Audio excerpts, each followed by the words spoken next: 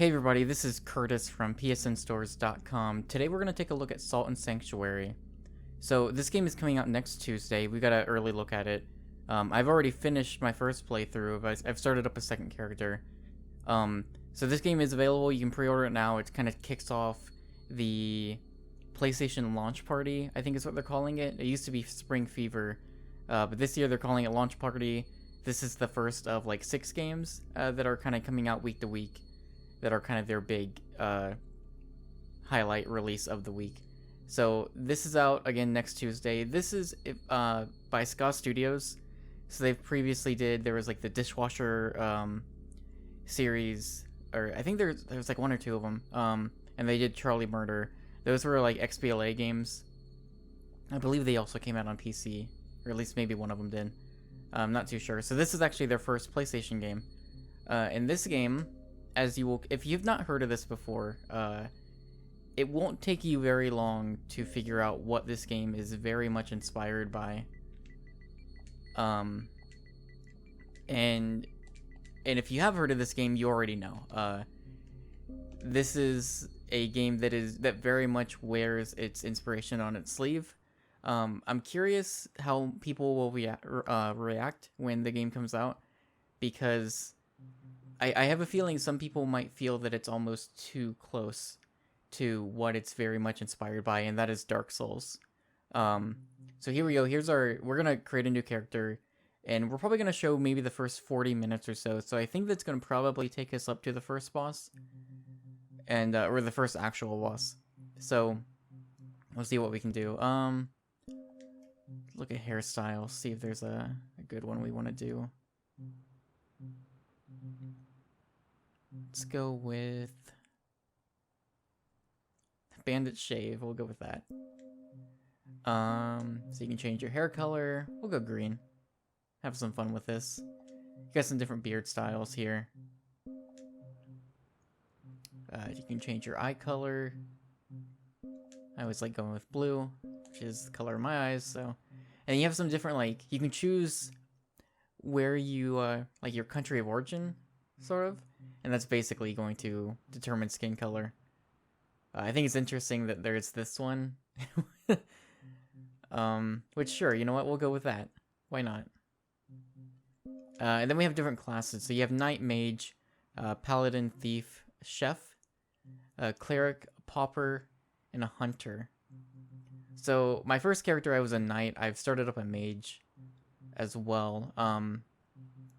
So we are going to go with something different. You know, I think Cleric might be fun. We'll try that. You have different effects. So this is kind of a starting item. These red shards are healing items, but they heal very slowly over time. Stone Sellsword, we'll get to that.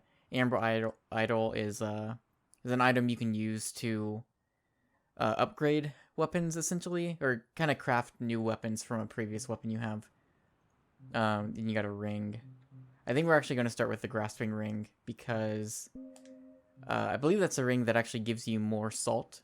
And salt in this game is essentially the equivalent of souls or blood echoes. One thing I do want to show very quickly is, you know, the Souls games, Bloodborne, they're really good about the way that they're set up. They're very replayable, and you can do like a lot of people do challenge runs. So this game is also very much in that same vein. It's very replayable. There's a lot of different builds you can go for, and so they've actually built in a challenge run thing into this game. So you've got hardcore mode. You can do magic only, iron pot only, or only, naked, no blocking, no healing. That's what's pretty cool. I haven't really touched that just yet, but we're gonna go ahead and venture forth.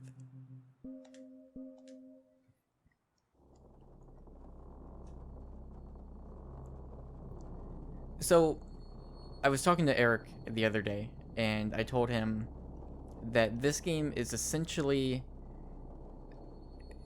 like 90% of this game is like mechanics lifted straight from the Souls series. And as a huge fan of those games, that's awesome. To me, that is great. I've really enjoyed this game a lot. For my first playthrough, I'm enjoying the second character that I've built. It's a lot of fun. And you'll see, like, it does not take long. You will see just how similar it is in the way that it's designed. We'll go ahead and... So square is kind of your regular attack. I do not have a shield. Oh, yeah, I do, actually. Sorry. So I have a shield. You can parry enemies, so we'll see if we can do that. Let's go over here.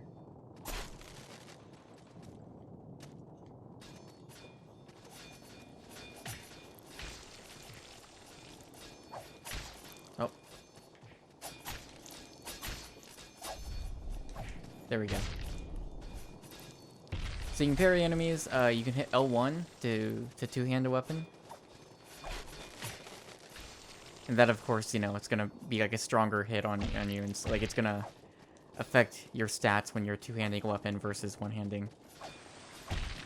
One thing I like is you can actually attribute a specific weapon to be two-handed versus the one that you're one-handing. So you can actually go in and like set a specific weapon to two-hand. R1, you use the D-pad left and right to kind of shift through your items. So because I'm a, cleric, so I can actually have like white magic spells, so mend, and then blessed page you can use to put like a holy buff onto your weapon. And of course you'll have other things like that where you can put like fire damage onto your weapon, you can put lightning damage, you can put like dark or whatever. It looked like there was a... Okay. So it's interesting, I didn't notice this before. There's actually people up here. I didn't see them before. Use mend. So, you may have noticed there is that healed me, but my stamina meter, the max of it actually went down. So in this game there is I think it's called Wounded. There's an effect where basically if you're using like some types of magic or there's other things that you can do, sometimes that'll actually decrease the maximum of your stamina or even your health. I think the health is the wounded, and then there's like a tired meter or something that will actually decrease your max stamina. So you have to be really careful about that, especially when you're using like a magic build. You do have items that can restore that, that are consumable, so you have to find those. So here's our first kind of boss here. You're kind of intended, or not really intended, you're likely going to die against this guy. It's very likely, and you don't have to beat him. There is a trophy for beating him, though. So we'll see what we can do here. I need to heal. Nope, that's it. So there is a trophy for beating him. It's a gold trophy. That's probably one of the harder ones, actually, in the game. My second character actually did a little better. I got him a decent ways down. But that's the kind of boss that's, you know, early on it's gonna close to one-shot you, essentially. So you fall in battle, you're on this ship, and then you wake up on this island. And essentially the kind of mystery of the game is, what is this island about? You have some sort of quest that's involving finding a princess. What is that about?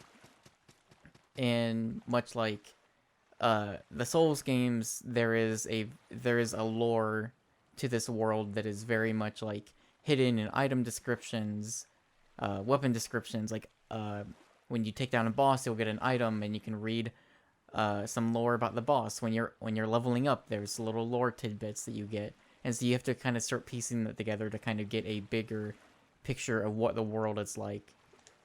There are some NPCs you'll run into, some that you can help. Specifically, you'll find NPCs that will need an item, and if you bring that item to them, you'll be able to help them. And then there are creeds. So you talk to this guy, and he's like, hey, do you follow this creed? And you can say no, like, okay, you don't keep to the new gods, rare. Are you a pilgrim of Devara? And you can say no. You hold no gods at all. You're either brave, foolish, or from the north. So are you a mountainsmith? So this is actually a creed I have not joined yet, so we'll do that one. Men from the mountains of the northern continent of Markdor are iron ones. They believe in no gods, believing instead in the iron will of man. They love steel but hate magic. I guess that probably doesn't really fit my character if I'm using magic, so we'll say no. But actually, yeah, whatever. That's the one that I haven't joined, so we'll do that.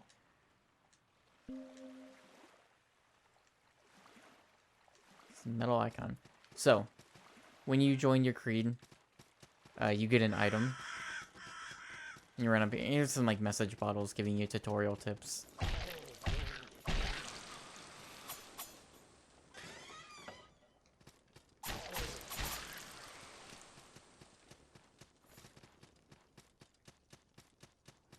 And we'll run up, open this door, and we will find our first sanctuary. And then we can, of course, select our metal icon here. And place it in the sanctuary, and now we have our first sanctuary, like, acquired, basically. So, what do you do in a sanctuary? We can kind of rest here. That'll heal you, that'll restore your healing items that you get. You can make an offering, which we have nothing to offer right now, but when you're making offerings, basically that is what you do to get other NPCs to come to your sanctuary. So you can find like a blacksmith idol, and when you make that offering, a blacksmith will show up, and you can use him to buy new weapons. You can upgrade weapons. You can bring in like a shopkeeper. You can bring in other different people, and then you can level up. Which we do not have enough salt just yet, but we will soon. And so here, we get this hardy roll. So you'll find other sanctuaries that are belonging to other creeds. You can actually get an item to change that creed into the one that you follow. But those other creeds will actually let you use that sanctuary either way. But you won't get you won't be able to like make offerings and stuff like that. But you'll still be able to level up. And so you'll get these healing items. So right now we start at 3. As you level up, you can have options to expand how many healing items you get. So we got a pouch of salt, which basically if we crush this, we just gain some more salt. What's interesting is that in this game, it actually, salt is essentially used only for leveling up and then also upgrading equipment. You also get gold, and gold is actually still your currency, which is a little bit different from, you know, souls, where your souls or your blood echoes are, that is your currency for everything.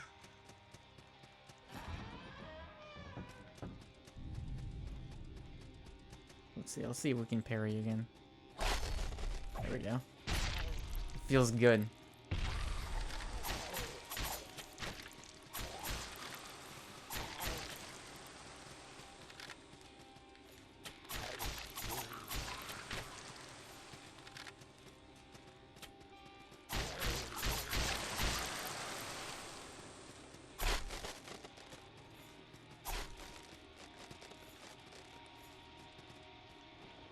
Alright, so, again, also, as you play through the game, you'll come to find that this is a open world, essentially. There are, you know, shortcuts you'll open up. Just the way everything is structured will feel pretty familiar if you've played a lot of Souls games and Bloodborne and whatnot. It's structured in the same way, where, you know, your sanctuaries are your checkpoints, and you'll go out and you'll go through an area, and eventually, like, things will wrap around on themselves. You'll open up shortcuts to make it like an easier trek to the boss, or, you know, any number of things, right? There's like hidden areas, there's all sorts of different things you'll find. Dying means you lose your salt, although that's handled just slightly differently. Basically, if you die, if an enemy kills you, the enemy will pick up the salt that you have, and so you'll have to go back and you'll have to kill that enemy. If it's a boss that kills you, you don't necessarily have to kill the boss. You have to basically knock down like 1/3 of its health to get your salt back. So that's slightly different. If you like fall down a pit or something and you lose your salt that way, what will end up happening is you'll have to go and... Oh, here we go. You'll have to go and, like, fight a bat-like creature that will show up around the area that you died in. And that creature is essentially like a gimme, like it's not difficult at all. Let's pick up these items. Go up. Let's see. We'll use one of these red shards.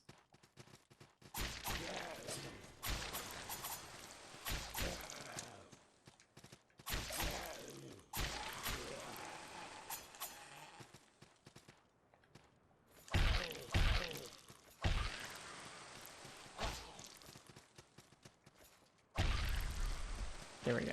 Alright. We're looking good.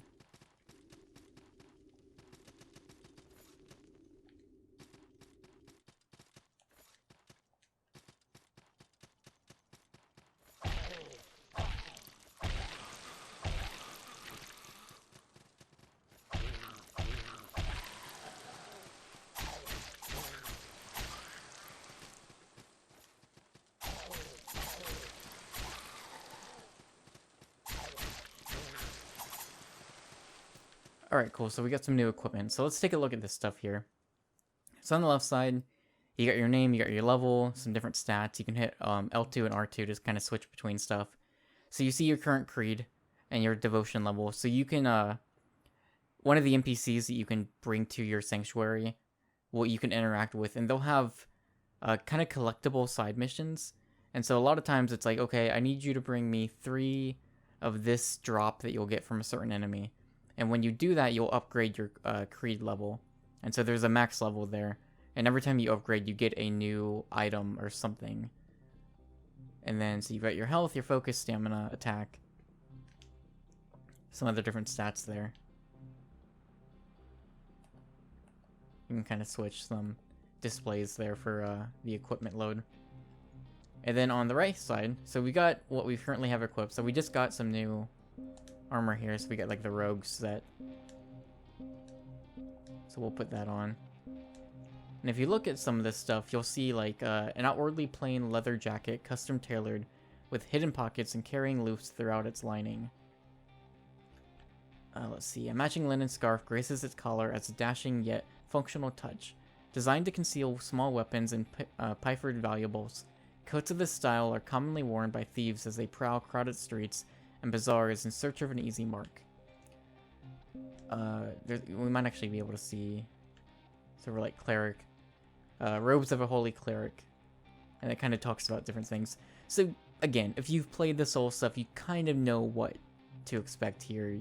Like, you know what these things are. Like, it's clear that this stuff is going to divulge just a little bit of lore.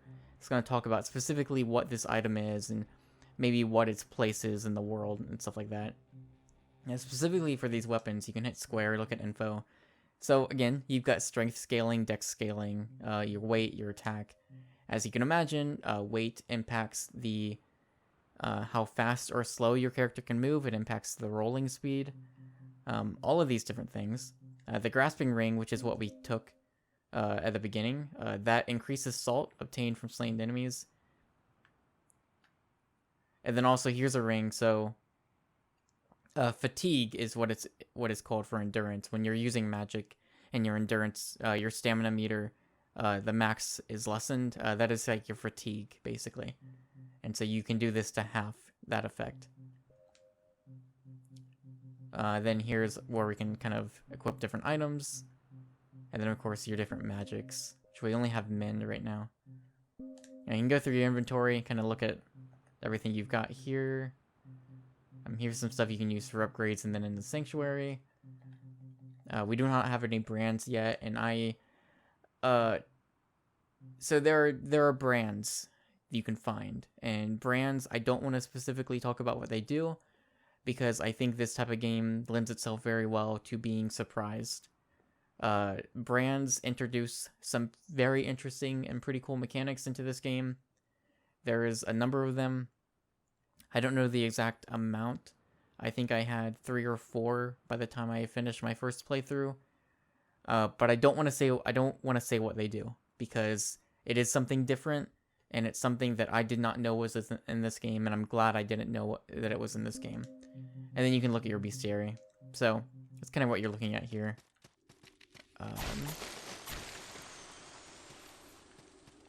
And I think the other thing important to note, since you're watching this and you can't really tell, this game controls super well.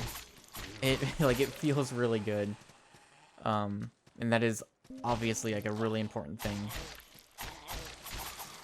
for the type of game it's going for. I think I mentioned this before, just like online talking about this game. This is, you know, as far as like games that are very obviously going for the Soul style of gameplay. Of the ones I've played, Lords of the Fallen came out I think a couple years ago, and that was very clearly inspired by this. And this is all okay. So sometimes you'll find rooms that just have candles. They're not full sanctuaries, but they do act as checkpoints. But anyways, you know, Lords of the Fallen I didn't really care for, but it was very clearly inspired by Dark Souls. There's been a few others, and a few others that are actually still on their way. Here's a checkpoint. Or not a checkpoint, but a shortcut we've opened up. This actually takes us to the beginning area here. And we're actually going to go back to our sanctuary to invite an NPC in. But this game, I would say, probably gets the closest to kind of replicating the feeling that I get in playing, you know, Dark Souls and Bloodborne and whatnot. The kind of very tense, sort of stressful feeling of like, you know, getting to a boss and like just going after this boss time and time again until eventually you get it, and it's like this really triumphant feeling, just of success, like, and knowing that you've finally overcome a situation that you were stuck on. Although I think most of the bosses I found to be easier in general in this game. So we're gonna put down this Stone Merchant and Stone Cleric, so that I'll invite a Merchant and Cleric to our sanctuary.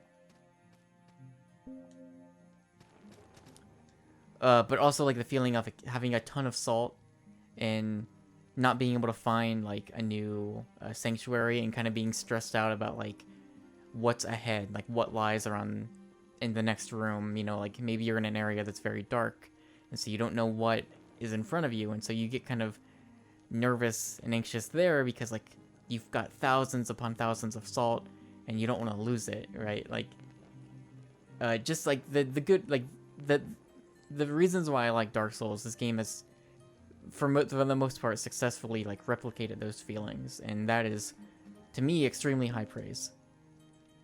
So we can talk to this merchant, we can buy stuff from him, and he's selling a few different things. So Pitchfire and Shockstone, we can use that to put those effects onto your weapon for a limited time. We've got some arrows. Let's see. Some torch, pouch of salt, antidote, and then the Bell of Return. So the Bell of Return you can use to return to the most recent sanctuary that you've been to.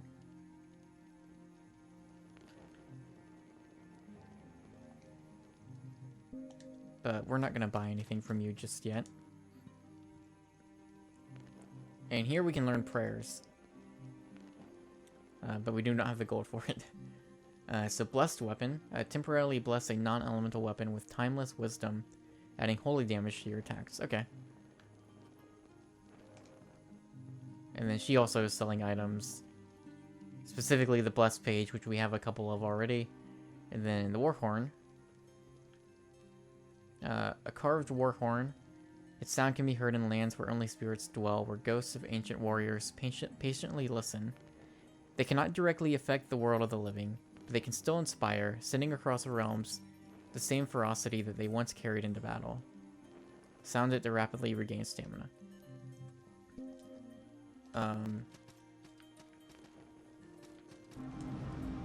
So let's level up.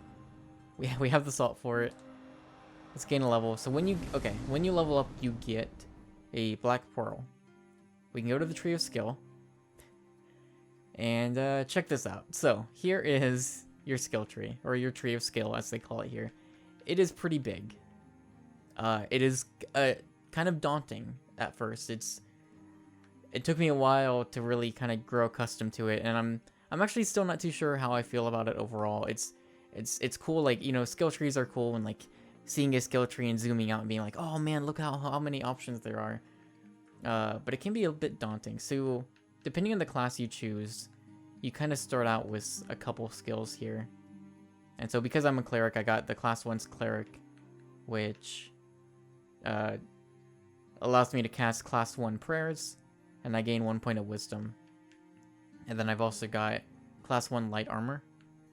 And so what you're going to do typically is, depending on the direction you're building out, kind of impacts what kind of character you're going to build. So like, I think if you build straight up, you're looking at kind of swords and stuff like that. I think kind of over this direction, you're looking at spears, maybe some heavier armor. Over to the left, you're looking at lighter armor. Down in the bottom right, you're looking at your clerics. And then on the other side, you're looking at like mage. And then there's like a thief up in the corner. Stuff like that. So you kind of build out depending on how your class plays, or not necessarily the starting class, because like in Souls games, it's the class you choose doesn't always mean you have to play that way. You can kind of change it up as you're building your character. So we just got 1 here, so I'm going to go ahead and add a point to my wisdom. And then also, as you're looking at these things on the left, it'll show you kind of how it's going to impact it. And just in the green. So we're done here. At least for now. Okay, so you may have noticed when I was doing my sanctuary stuff, another character just showed up. So I'm not entirely sure about this, because this game does not have online. It does have local co-op and PvP, which we can get into, or we can talk about in a second. But there have, and again, this is an early copy, so there's not a ton of people playing. I'm not sure if that's like another player. I mean, I just kind of what I've assumed, because I've seen those characters in different armor sets and stuff. Just kind of walk into a sanctuary, do some things, and then leave. I've only ever seen them in sanctuaries. So I'm not entirely sure if that's kind of the, oh look, it's another character that's kind of like popped in for a second. That you can't really interact with or anything. Not too sure about that. However, the co-op in this game is basically you can, one of the offerings you can make will bring a sellsword to your sanctuary. And through that sellsword, you can hire another player to come in and help you out.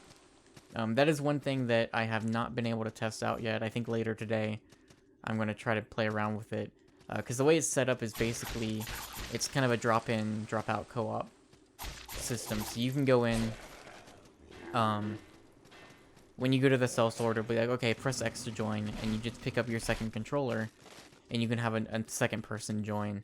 But what they'll have to do is they'll have to load a character from another profile onto the system, or that's on the system. So I need to actually do that. I need to set up another character on a separate profile so that we can actually load somebody into the game.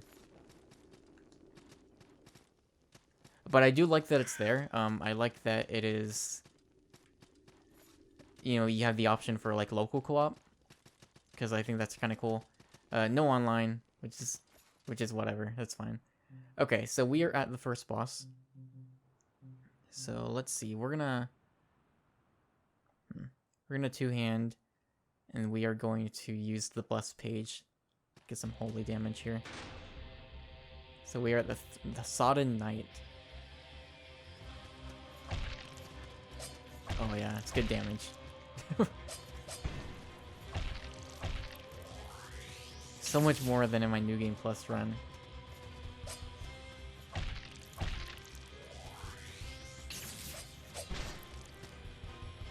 So when you're rolling, you do have these like little short invincibility frames, things like that. I need to heal.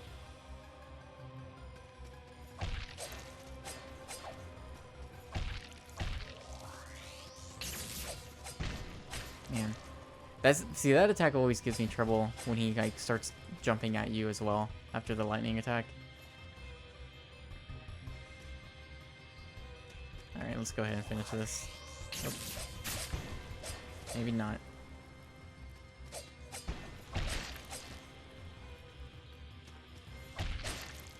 Oh.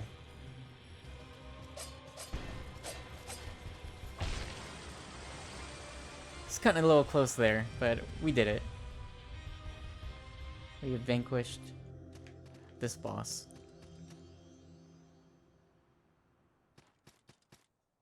So we get the fortress key and the Sodden Knight's ashes. So we can look here.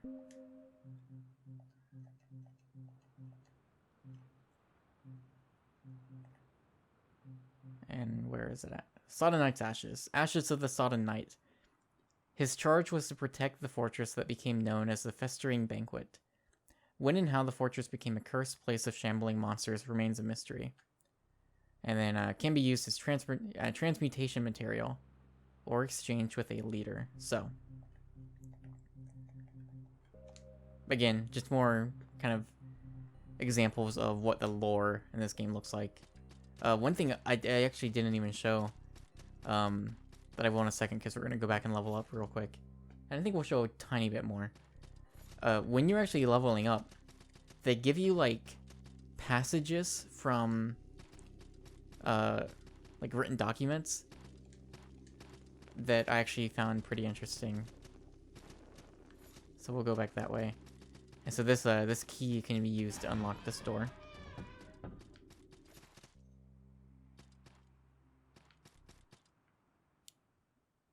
I'm trying to remember. I think there's a sanctuary up ahead, actually.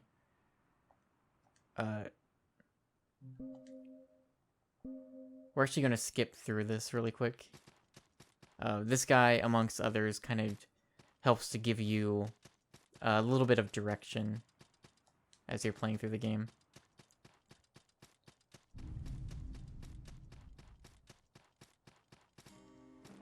Alright, here we go. So this is an example of a sanctuary that actually belongs to a separate creed. So I can't make offerings, but I can take oath. So I can leave my other creed and join this one if I want to. But I'm not going to, actually. So we'll go ahead and level up. Okay, 2 black pearls here. So we look at some of our options. Where's one? So aged wisdom. So gain 1 point of wisdom here.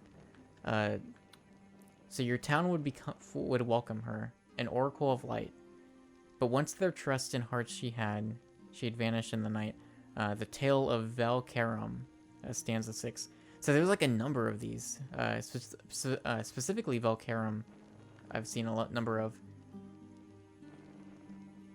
But there's like different passages and verses from different like old texts and stuff. And again, just more lore to kind of soak in and kind of try to piece together. I believe you also get these black pearls from taking down bosses, so we've got quite a few actually. Let's go in.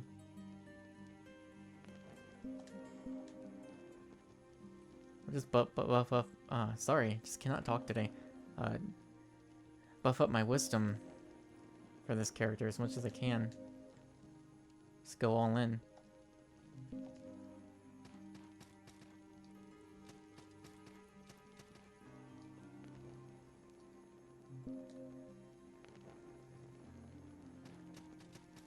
Alright, so we'll go a little farther.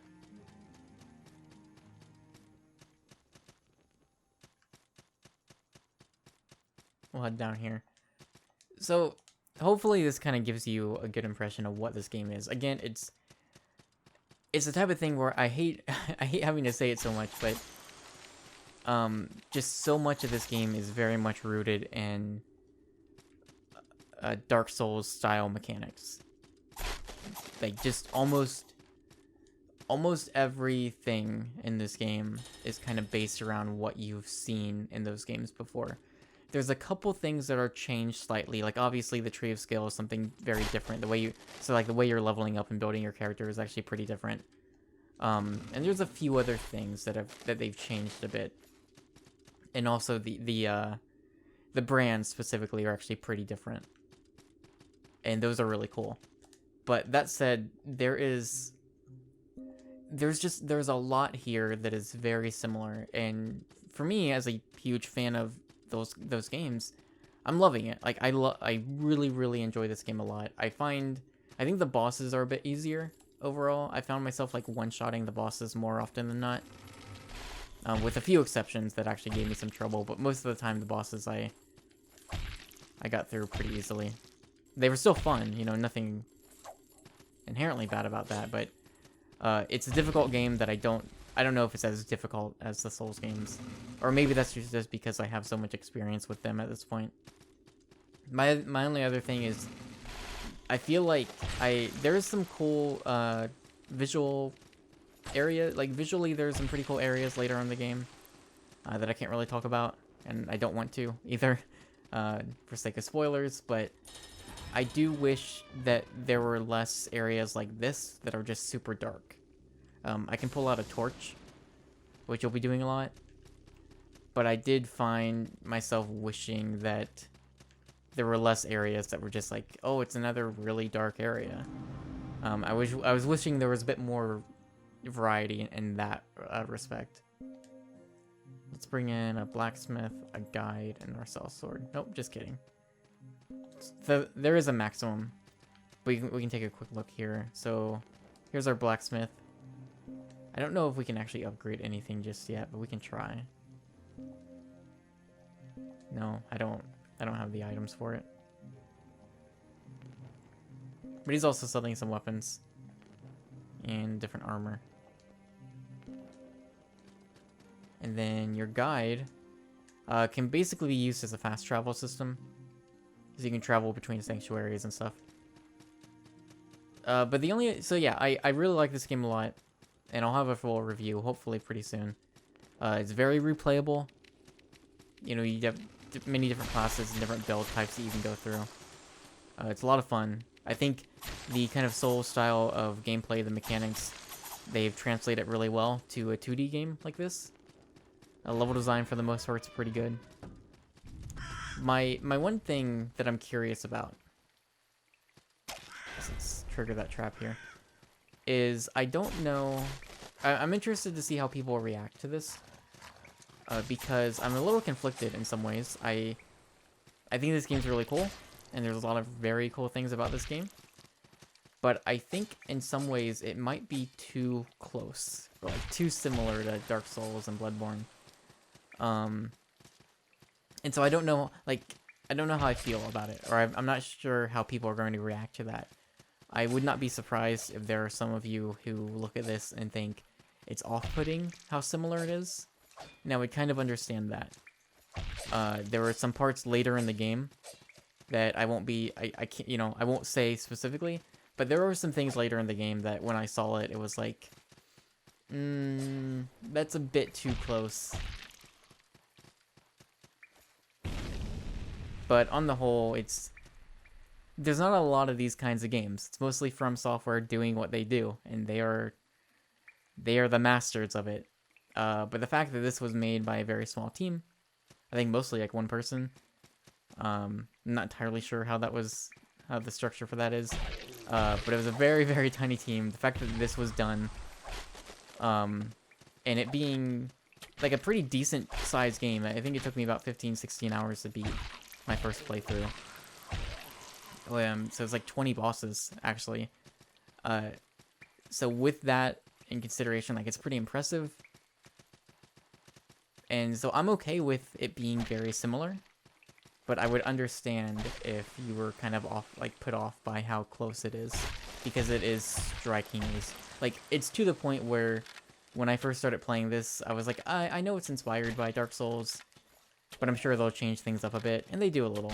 But the more and more I played, the more and more it was like, wow, this is very similar.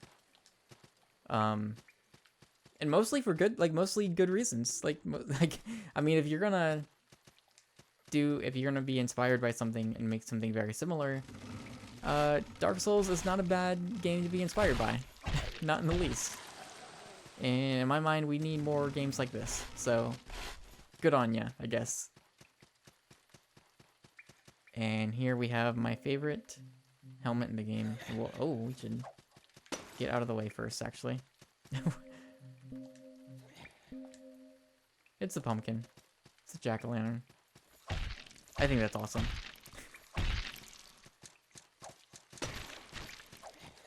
Alright. So that is Salt and Sanctuary. It is out again next Tuesday. It is going to be, I think it's $18, and then if you pre-order, or I think if you're on, it might be a Plus thing, PlayStation Plus thing, it's like a 10% discount, I believe. Well worth it. I really, really like this a lot. Again, you know, I think it I don't know. I'm curious if it would be something that might convert people who don't necessarily like Dark Souls. Maybe this would work better for them. But obviously, like, it's so similar. Like, it's easy to recommend to people who do like Dark Souls a lot because it's a very similar type of game. It's a strikingly similar game. So I think it's got a lot of the things that you like about those games. It's just in 2D, and so it's a little bit different. But very much it's gonna feel very similar, obviously. And it's great. It's plenty of replayability. Plenty of different class types and ways to build out a character.